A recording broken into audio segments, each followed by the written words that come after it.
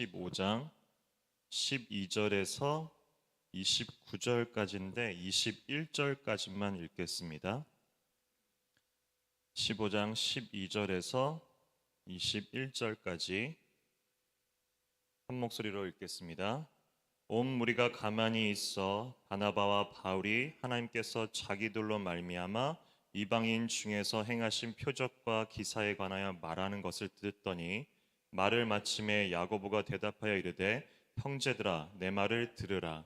하나님이 처음으로 이방인 중에서 자기 이름을 위할 백성을 취하시려고 그들을 돌보신 것을 시몬이 말하였으니 선지자들의 말씀이 이와 일치하도다. 기록된 바 이후에 내가 돌아와서 다윗의 무너진 장막을 다시 지으며 또 그 허물어진 것을 다시 지어 일으키리니 이는 그 남은 사람들과 내 이름으로 일컬음을 받는 모든 이방인들로 주를 찾게 하려 함이라 하셨으니 즉 예로부터 이것을 알게 하시는 주의 말씀이라 함과 같으니라.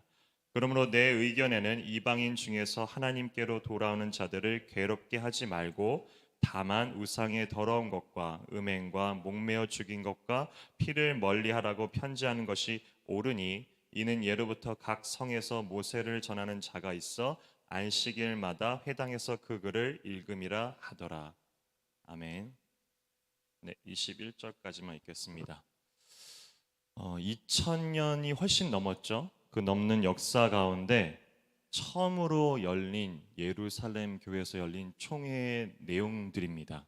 그것이 15장에 이제 펼쳐지고 있는데요.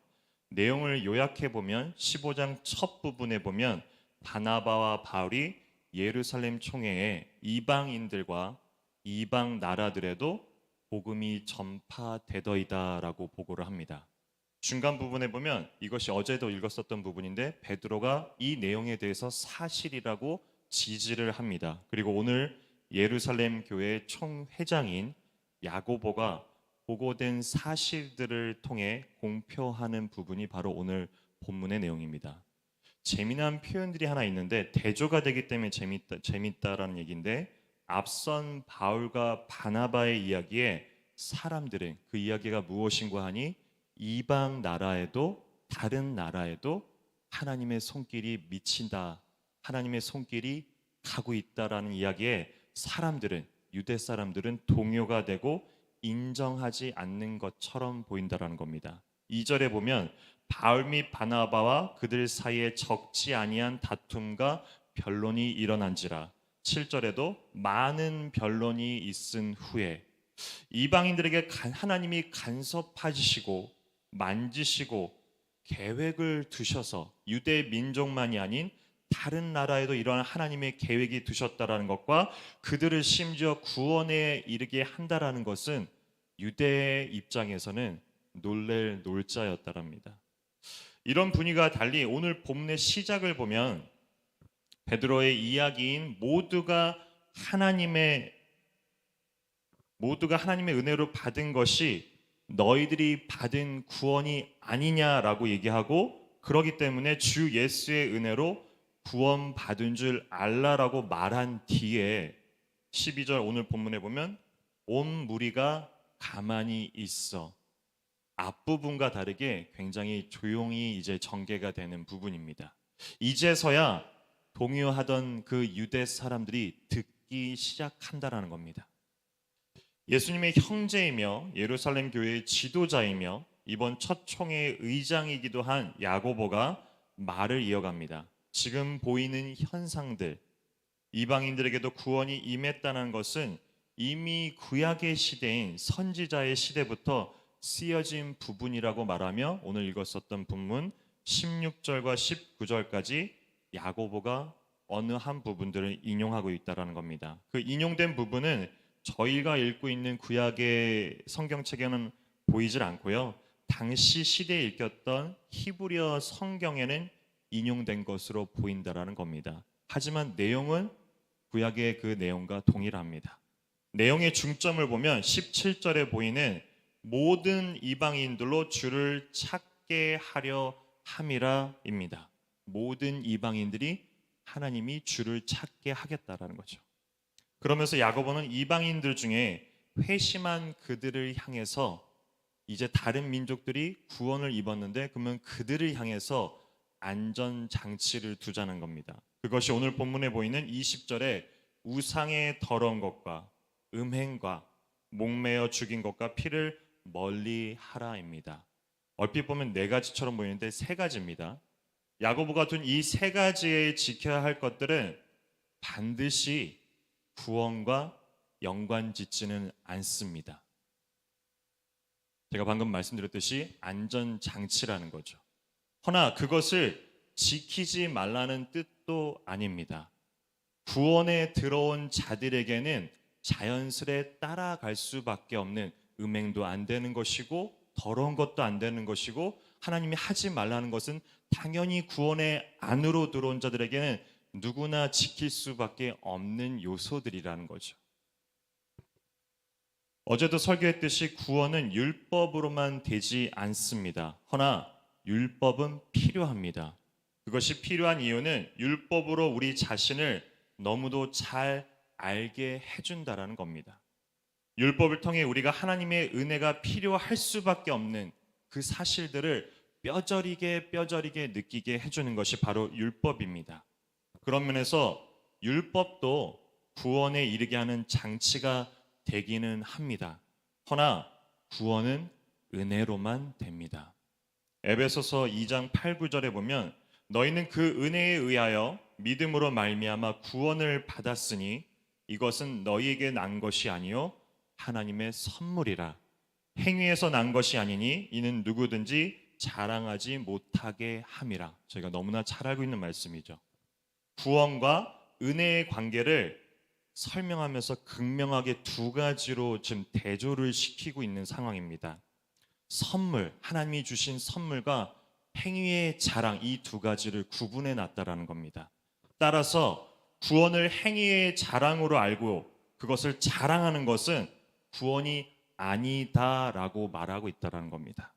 구원에 있어서 우리가 자랑할 것이 없습니다. 왜냐하면 우리가 가진 것이 하나도 없기 때문에 구원의 영역은 오로지 하나님이 하시기 때문입니다. 그래서 선물이고 그래서 은혜입니다.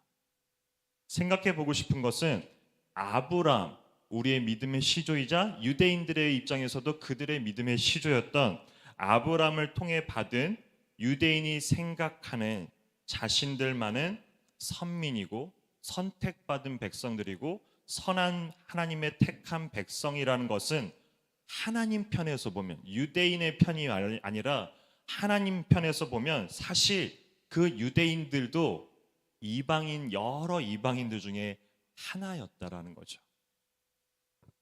그들도 그냥 그 이방인들 중에 하나에 불과했던 사람들이 바로 유대 이스라엘 민족입니다.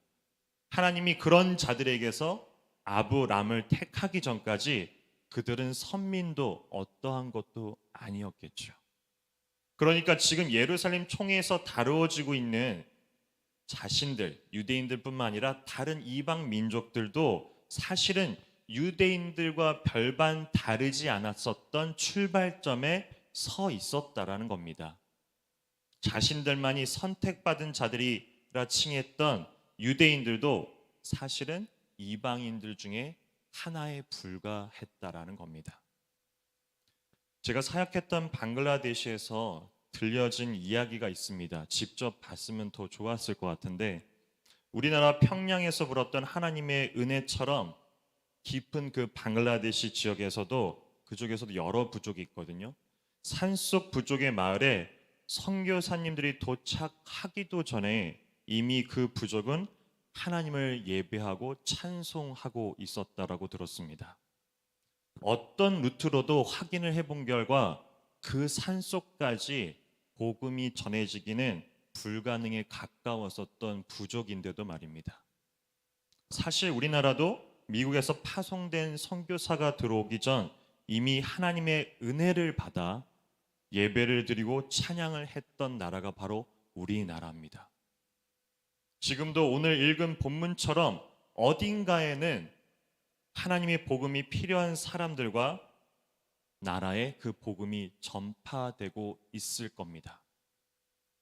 비록 이방인들처럼 보이고 그들이 뭔가 하나님을 찾기에는 부족해 보이고 도저히 복음이 전파되지 않을 것처럼 여겼었던 유대인의 입장에서는 사마리아 지역이 그랬을 것이고, 유대인의 입장에서는 다른 모든 이방 민족들이, 이방 나라들이 사실은 하나님의 복음을 들지 않았을 것이라고 생각했던 그곳에마저도, 방글라데시 그 산속의 부족에서마저도, 그리고 도저히 들어갈 것이 없었던 우리나라에마저도 사실은 은혜로 복음이 전파됐었고, 지금도 그러한 부족들을 찾아 전파되고 있다라는 것을 우리가 기억해 볼 필요가 있습니다. 왜냐하면 하나님은 모든 나라, 모든 민족, 모든 사람, 우리가 불가능이라고 여겨졌던 그런 지역까지도, 혹은 도저히 복음이 들어가지 못할 그 어떠한 종교에 이미 물들어 있는 그 나라에도 복음이 전파되고 있다는 것을 우리는 들었고 저는 보았기 때문입니다. 복음은 여전히 살아서 역동하는 리빙 워터입니다. 그것은 끊어지질 않습니다. 우리가 받은 귀한 복음, 그리고 그 구원을 다시금 생각해 보며 오늘 하루 은혜라고밖에, 감사라고밖에 살아갈 수 없음을 고백할 수 있는 저와 우리 사랑하는 성도님 되셨으면 좋겠습니다. 같이 기도하겠습니다. 오늘도 살아 역사하시고 여전히 2000년 전이나 지금이나 동일하게 성령 하나님의 은혜로 우리 가운데 역사하시는 그 하나님을 우리가 의지하며 은혜로 감사로 받는 하루가 되게 하여 주시옵소서. 2000년 전에도 도저히 미치지 못할 것이라고 생각했던 그 복음의 역사들이 흘러 오늘날 우리들까지도 부르신 우리 하나님의 그 신비로움들을, 그 긍휼함들을, 그 자비하심들을, 그 파워풀하심들을 우리가 오늘 바라보며 하나님 감사요, 하나님께 받은 선물이요 은혜라고 고백하며 살아가는 오늘 하루가 되게 하여 주시옵소서. 감사합니다. 예수님의 이름으로